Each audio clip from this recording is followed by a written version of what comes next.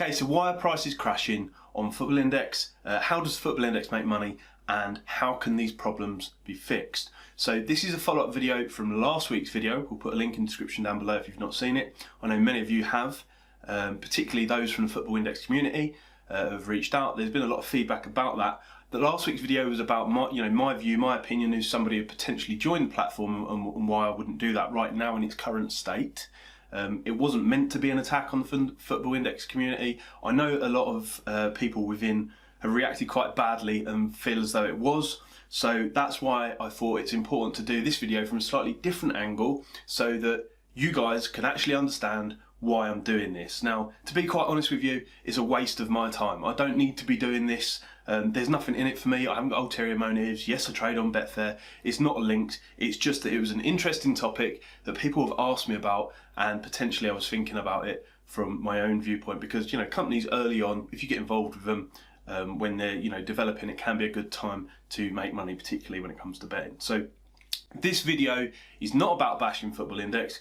It's about presenting the problems as they are, as I understand them, based on facts and information that I've found, terms and conditions, information sections on the site, and then offering my opinion and solution to those facts, rather than saying it's just a case of leave it alone. So a little bit of a different angle there for you. Now, it does seem a little bit culty, some of the approach from the feedback, so I appreciate there'll probably be a load more people slating me after this. I really don't care, got thicker skin than that. I've had that over a longer period of time anyway. What I don't actually accept from people, I'll quite happily debate with people, and I've got sucked into it a bit sometimes with the wrong people. It's very hard to know who's right and wrong person to bother talking to on Twitter. But I won't accept sort of kind of like buzzwords and sort of promises and empty promises from the company and things that have been said, unless it's sort of legally binding in their terms. Because my experience over the years is you can't really, it's not that companies set out to do things bad. Don't believe Football Index has at all whatsoever set out to kind of end up in the position they're in now.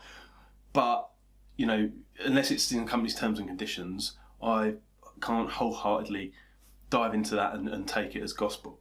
So it's all about managing risk, which essentially is what trading's all about. You manage the downside and the upside will come. So once I've cleared this video up, I'll put it out there. I'm on the podcast with Fig and Panda later in the week, so I'll happily discuss this with them too. It's probably important that they see this before the podcast too, because otherwise there's so much to go into, so many rabbit holes, and it gets so deep so quickly we'll get lost. So after this video, aside from that podcast, I'm just going to avoid talking about it anymore because, quite frankly, it's not a good use of my time. So, why are prices crashing on Football Index? And how do Football Index currently make money in their current state? And today is the 14th of December, 2020. So if you're seeing this afterwards, I would urge you to go and check the terms and conditions, see what's updated, see what's changed, find out for yourself, because it may not be the same snapshot as what you're seeing right now in this video. So, the first question is, why are prices crashing on Football Index? Now, to answer that properly with some factual substance, I need to explain how the business operates. And so I'm seeing this from the business angle rather than just the customer and user angle. So I've got this little diagram on screen here, and we're going to uncover it bit by bit, and I'll explain the mechanics of how it all works, and so you can then start to see the potential issues, and then we'll come on to how they can be resolved. So you've got customer one, top left there. So that is somebody comes up to Football Index, registers, puts some cash in their wallet or whatever you want to call it, and decides to buy some shares. Okay, so that was mentioned in the first video. Shares, for anybody that hasn't seen the first video, is from the Football Index definition and terms and conditions, is basically a 3-year contract entitling you to dividend payouts on that particular player that you had the shares in for the period of that 3-year contract. At the end of the 3-year contract, it expires. Okay, so as per their terms and conditions, obviously, as some people have said to me out there on the internet, obviously, we can sell this on to other players. We'll come on to that in a moment. So the dotted lines denote, the blue dotted lines on this chart here denote basically money moving. The red one down the centre there, dotted line, is the point of no return. We'll come on to that in a second. So customer one logs in, They put some money in their account, they decide to buy the shares, which goes around into the company. That is then company funds. Okay, so that is your purchase. That is where your money has gone to the company. Okay, the company then issues share, so we'll bring that round to the bottom there. You then hold that share in your portfolio, which is assigned a value in line with what you paid the company. So it's not actually saying it's redeemable by the company, it's just a token, an IOU if you like, as I've heard other people call it, which then entitles you to dividends, which come back to you as the customer over a period of time. So there's lots of different dividends and dividend yields. It gets all a little bit more complex later on, but just accept that that is the basic structure. Okay, so the money flows into them a bit like a river because the shares are quite expensive, and then it trickles back out to you like a tap over a longer period of time because the dividends are very small, usually a few pence.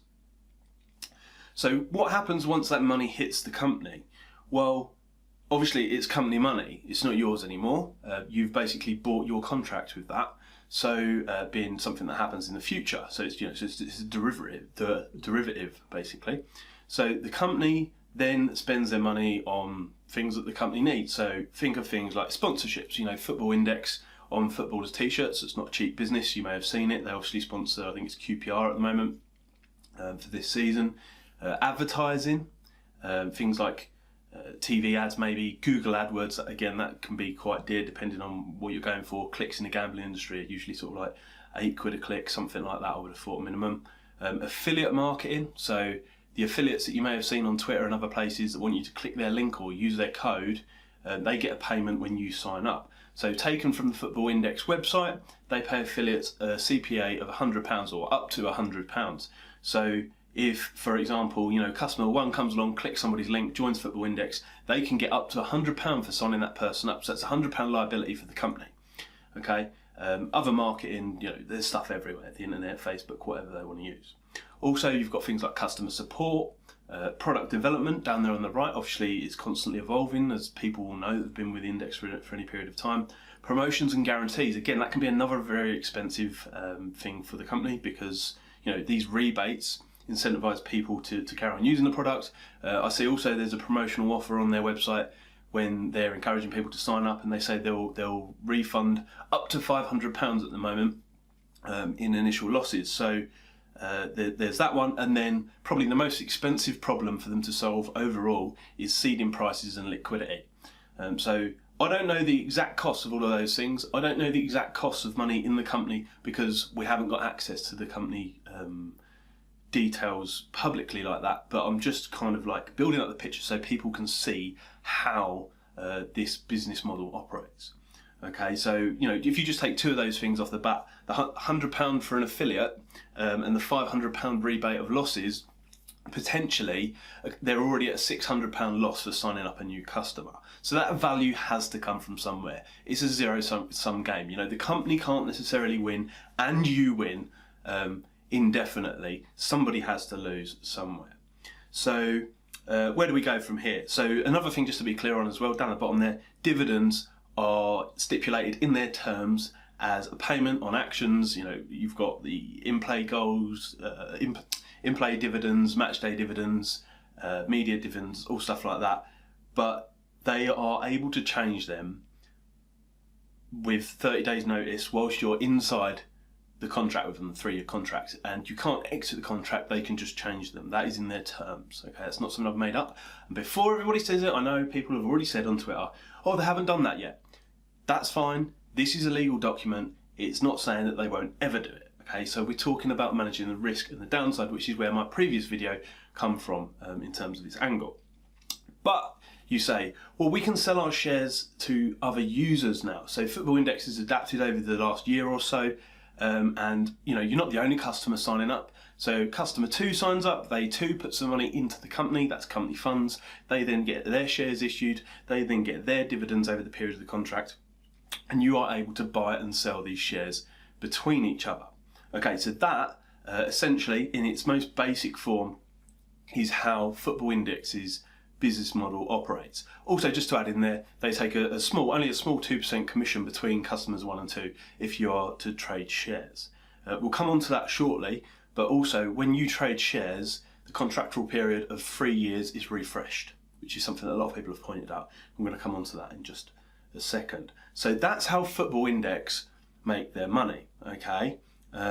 Which does start to create a few potential problems, and we'll come on to seeing how we can resolve those shortly.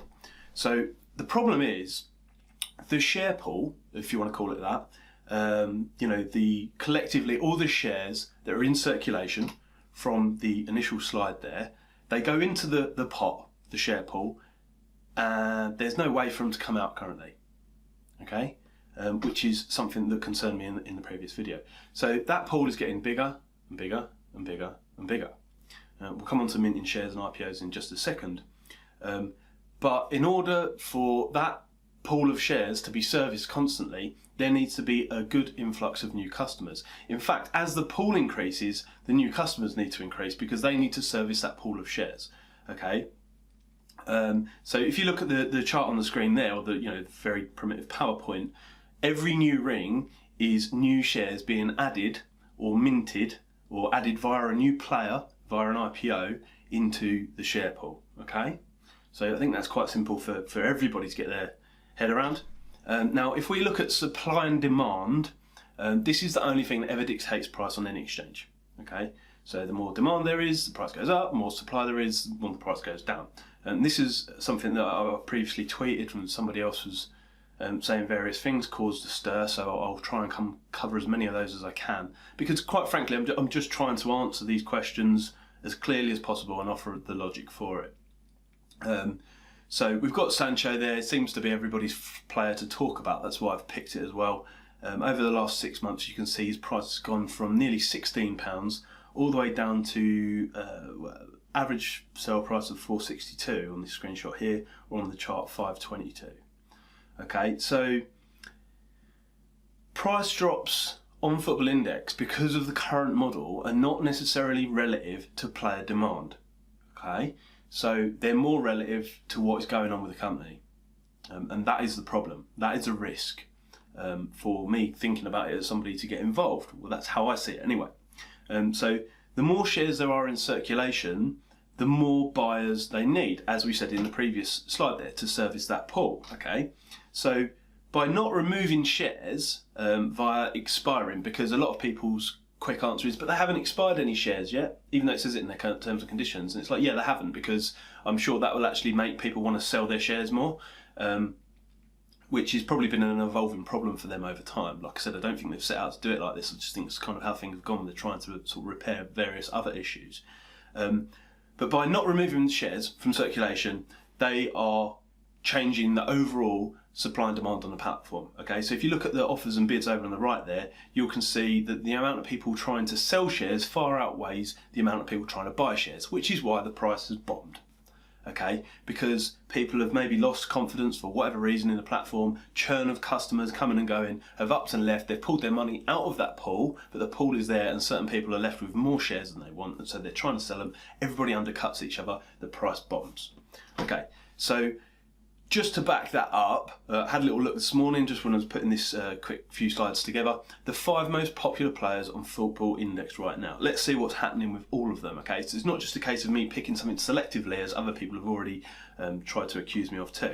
So first of all, top player on the index in terms of price, obviously the most expensive players are the most interesting ones. You can see his price has drastically dropped. You can see on the bids and offers over on the right of the screen there, there's more people trying to sell shares than buy. Okay, if we go over to player number 2, Neymar. Okay, again, over the last 6 months, and 6 months, bearing in mind, people, is like the period that starts to unfold after the coronavirus, which I think is probably what was the catalyst to a lot of this, because people said, oh no, there's less football, whatever, I need my money, things are going on in the outside world, I'll pull my money out of the index. Okay, now when they pull their money out, that's when it creates all these supply and demand issues. So Neymar's bombed as well. You can see over on the right there's more people trying to sell than there is buy, and that's because there's no way for the shares to come out of circulation. Football Index aren't buying them back, they haven't got instant sell anymore. Okay, so number 3, you'll see, okay, so his price went up pre 6 months, last 6 months his price has gone down. You look over on the right there, again, there's more people trying to sell than there is buy. Player number 4, Sancho, everyone's favourite, last 6 months, down, okay. Over on the right, again, more people trying to sell than buy. Messi, I think you get the picture now. There's that big spike there. I don't know what that is. That could be one VIP customer, even in quite honestly, looking at this liquidity, because it's that thin. In fact, it's almost like trading the greyhounds on Betfair. The liquidity is that thin, with a few £100 here and there. So Messi's price did spike. It's probably the one that's probably been flattest out of most. But again, that's down also. And you can see over on the right, again, more marginal, but more people trying to sell than buy. So why is this actually happening? Now, in a simple way of putting it would be, with the current model, I say the current because I hope they change it, and it's not how it was in the past, but with the current model, it's user v football index, and football index aren't losing in this transaction at the moment. Okay, it's not a pure market. So prices are linked more to what is happening with football index than to do with what is happening in the marketplace. Now, if we take Betfair or any other exchange as an example, it's a pure marketplace. It's peer-to-peer. Betfair, yes, they take commission out afterwards, but they are not involved in the transaction between backing and laying. Yeah, it's literally supply and demand, and there's not this third person just adding in some extra supply, which is what's happening currently. So essentially, the more the share pool swells, the more new customers are needed to service the existing ones, because they're stuck with a load of shares that cannot come out of circulation. Currently, as it is, the existing demand is not matching the current supply, because there's already a whole load of stuff in supply, which is sloshing around, and people aren't buying them back, or in football index, sorry, aren't buying them back and pulling them out of circulation. So it's like a self-creating problem, which is kind of like swelling up and making itself worse. So the only real mechanism to resolve this issue in one way or another is to take shares out of circulation, which is why, going all the way back to my original point and the previous video, I believe that term is in there to say that shares will expire. Okay, otherwise what happens is kind of like what we're seeing over the last 6 months on those charts just there, okay, is demand has dropped for whatever reason. Customer churn, people turn up, use it for a while, decide that it's not for them, pull their money out, or coronavirus hits, everybody wants to get their money out, or for whatever reason, people start offloading shares, and because the system is not taking them back or expiring them or taking them out of circulation, then everybody undercuts each other and the price drops drastically, just like that Sancho from 16 quid down to £4.60 there. So you may have seen some slight upturns. Again, I know the cynics will turn around and say, oh, you've not mentioned the times that it went back. And reality is, it's bonked, but it's come back a few pence here and there.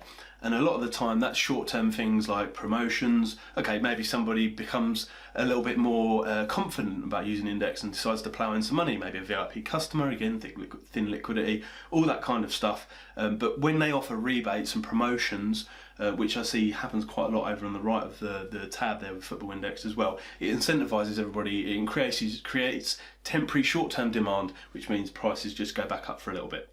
On paper, because if we go all the way back to the original model, it's not actually possible for everybody to pull their money out of Football Index because, how do I put it, it's already accounted for in terms of sponsorship, marketing, advertising and stuff like that to one degree or another, in its current form. Okay, so there's also a potential problem with some of the dividends, I think, which I can't speak for indefinitely on that one, which I want to be clear on, but we'll come on to that in just a second. So, I think it's quite clear already, but when it comes to new shares, or minting shares as they call it, or adding in IPOs, they're essentially, with IPOs, they're changing the game anyway, because you add a new player, there's more competition for certain dividends in those little marketplace bubbles, if you want to call it that, for different dividend types. So that creates a problem. It's changing the game rules anyway and lowering the probability of you actually winning. But by minting new shares, they're adding more supply to the marketplace. So if I show you this on screen here, this is analytics data for Football Index, people searching for Football Index over the last 5 years. Now, it's gone up and down in places, but whilst the supply of additional shares has been added to the share pool and not being removed, also interest and demand for Football Index has dropped. So it's gone like this, and that's what's made all the prices go bonking down. Okay, so minting new shares, adding more shares into circulation, and I know that they have a way of trying to make it more gradual with their issuing, is essentially changing the game in a way, and changing the probability and adding to the risk profile for people who already hold shares inside Football Index. Okay, so the more shares in circulation, the more buyers they need if they're not removing shares and expiring them. So I think I'm quite clear on that one now. Also, I noticed there's a circuit breakers thing chucked in there, which I was a little bit surprised to see, because in a pure marketplace, people can buy and sell at whatever price they like. Now, I believe that they've said that they're added this is third-party information. This isn't actually taken off of the Football Index website, this one. But I believe that the circuit breakers are there to stop volatility, but they only stop people from buying shares. Selling shares, sorry. So they stop people from selling shares in drastic amounts for a limited period of time. But what happens when it goes the other way and the price shoots up? Well, they just add in shares to circulation. So when the price shoots up and they add in shares, they're creating additional supply, which stops the price from going further and further, which is surely what the existing users want, because they want to make the capital gain on their shares by selling them to somebody else. So it's a little bit flawed. They're basically reaching into the market and taking the actual money out for themselves and issuing these extra IOUs, if you like, which are set to expire at some point. So liquidity providers. Okay, there's big talk about this, and this is probably the biggest obstacle for every exchange. I know this, having been on exchanges for 10 years, talked to all different firms, different directors of different firms, and even I've actually met one or two liquidity providers at different hospitality events. So in its current form, as I see it, I can't talk for them, I don't see any serious liquidity providers going near this, because of the problems I've already previously highlighted at the front of this video. So in its current form, if a liquidity provider turned up and tightened the spreads and offered more sell prices, all that's going to happen is chunk of people on Football Index that want to leave for whatever reason, whether it's just because they're churned through or they don't believe in it, they don't fancy it, they need the money, whatever, they're just going to offload their liability onto a liquidity provider.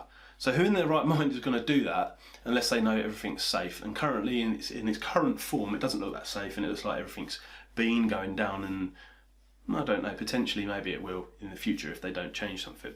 So they need to have an incentive to use it, is what I'm saying. It's a very expensive and dangerous game, because you've got to remember, when you're providing liquidity on lots of different players simultaneously at the same time, you need to know everything about every single player to offer the right price, because otherwise you're just sat there the whole time with your head above the parapet waiting to get shot. And that is been a problem on Betfair's exchange and stuff like that. People like me come along, doesn't want to bet on every single selection, goes, oh well, that one's value, and just picks off of you. So that is a problem for liquidity providers dealing with all of that.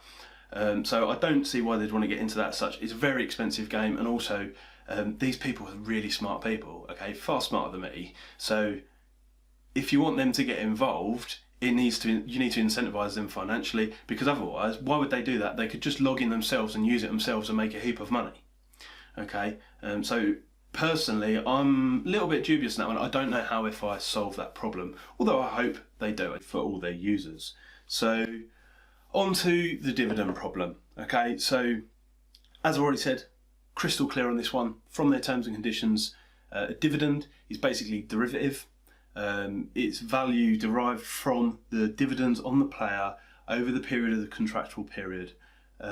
However, as I pointed out in the last video, and a lot of people didn't like it, because again, it hasn't happened just yet, which doesn't mean it won't happen forever, because it is a legally binding document.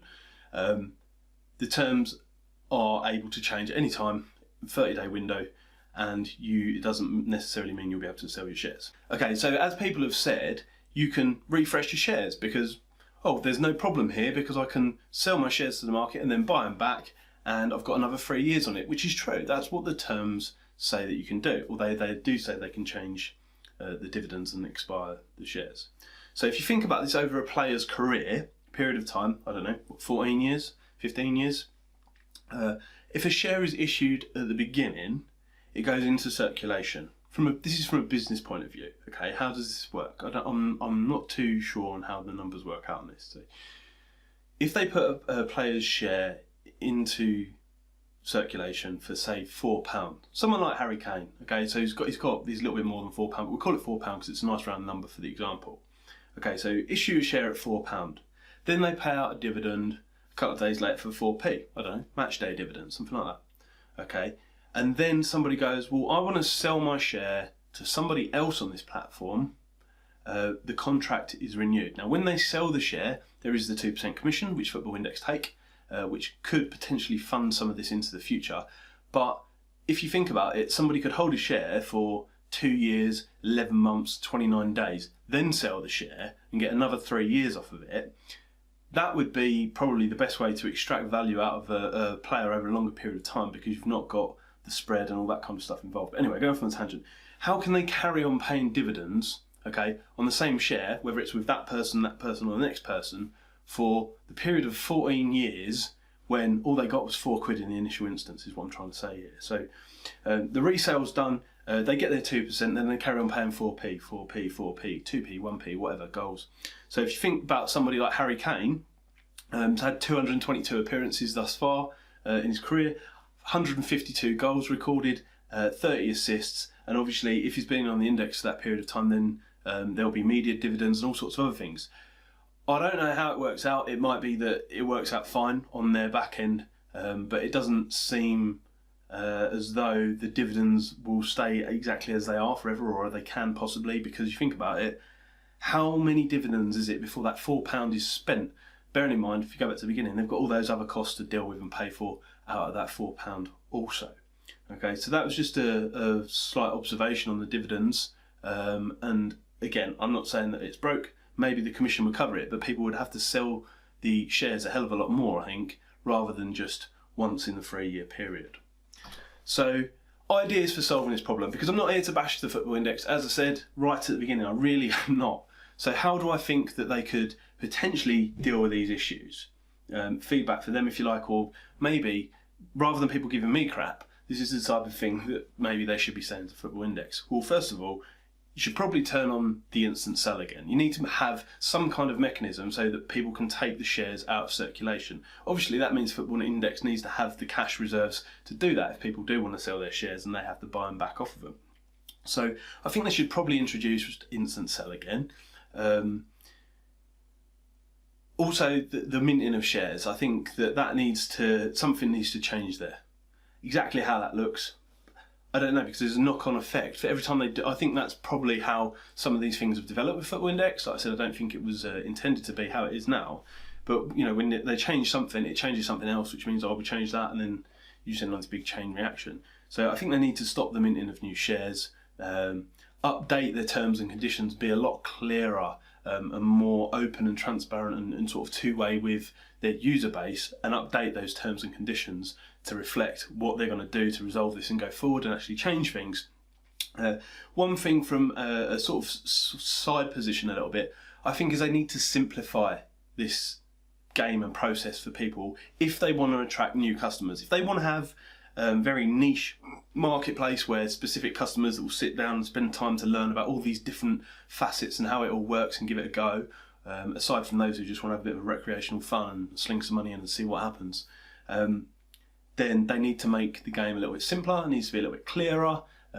Maybe not as many different dividends. You could maybe have less dividends and higher payouts, or something like that. They need to simplify things a little bit, update the terms and conditions, stop the minting of shares, turn back on instant sell so those shares can escape the system of all the shares that are currently in circulation. Okay, because the only other options are to expire them, which is going to upset everybody, or drastically lower the dividends, which is going to upset everybody.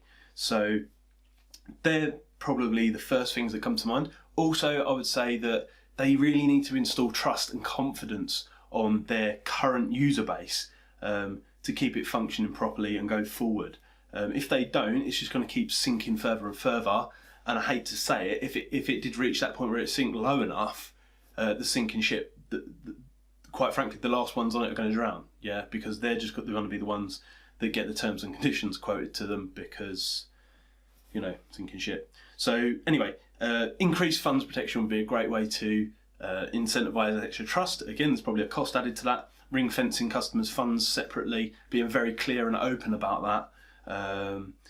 Considering share splits, because some of the shares are probably a little bit expensive. So it's loaded that, your average user, if they want to log in and buy 100 shares in Neymar, they need to have 500 quid in their account to potentially win a couple of quid each week, which isn't a great proposition. So maybe share splits, which would increase more liquidity in the marketplace as well to flow around and increase people actually trading these shares. Reduce and stop the IPOs, I think, is a fair one. There's no point keep adding more and more players, more and more options, more and more dividends, more and more minting more and more shares when there's not enough demand to service the current marketplace, especially with some things declining, as it seems from those analytics shown earlier in the video. And then lastly, the liquidity providers. Okay, so the liquidity providers, market makers, they will potentially turn up, but they're only going to turn up when it's that kind of marketplace that I'm kind of like visualizing there, where it's a bit simpler, it's a bit cleaner, there's a lot more safety and trust for them also, and it's, you know, there's an incentive for them to turn up and do that. And maybe Football Index will need to make some deals with those people to do that. Maybe they've got some stuff like that in place. As it stands, I don't know. People, the way I've seen people chucking around the term liquidity providers on social media, it sounds like it's a piece of software to install, which it isn't at all. But in its current form, I mean, it's great in the sense of Football Index bringing money in because it flows in like a river and drips back out like a tap. But they've got to cover up some of those problems. Otherwise, prices are just going to continually bomb back down as supply outweighs demand in the marketplace. So hopefully that's a bit clearer for people. Hopefully that's a great bit of feedback for Fig and Panda before I go on with them, just so they can think about that in advance. Being completely open, I've got nothing to hide. You know, the previous one was my opinion, and these are the reasons for it. And as much as some people could say, oh, it's a transitional period, or, you know, big data, matching engine, blue sky thinking, whatever, all of that, I don't really buy into all of that. I'd like to see the terms, I'd like to see what's going on, I'd like to see the substance, and I'd like to see the reasons for things happen, clearly, as I've explained in this video. So I hope that helped people out, and I look forward to going on the pod, and that'll probably be the last thing about Football Index for me.